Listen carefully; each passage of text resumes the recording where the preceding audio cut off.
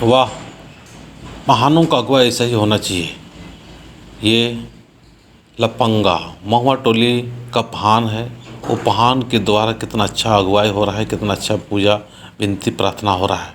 आज एक चीज़ तो मैं कहना चाहता हूँ कि हमारे पहान लोग अगुवाई जो कर रहे हैं उसके प्रति भी बहुत लोग टीका टिप्पणी आलोचनाएँ करते हैं।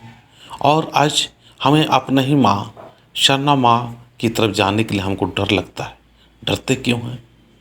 और समाज के अगुवाई करने वाले या समाज की अगुवाई करने के लिए भी डरते हैं।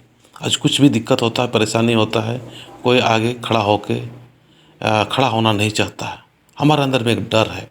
डर मुझे इस तरह से प्रतीत होता है कि आज हम लोग अपने ही समाज के जितने भी लोग हैं वो अपने ही समाज के लोगों को दबाने या अपने ही लोगों को हम लोग आगे नहीं बढ़ने देने की जो मानसिकता है, इसी मानसिकता की वजह से कोई भी व्यक्ति आगे आके खड़ा होना नहीं चाहता। इसीलिए आइए हम सारे लोग एक दूसरे को हिम्मत करें और साहस दें, एक दूसरे का हाथ पकड़ के, सरना माँ का हाथ पकड़ के हम लोग आगे अपने धर्म प्रचार में लगे रहेंगे। जय धर्मेश।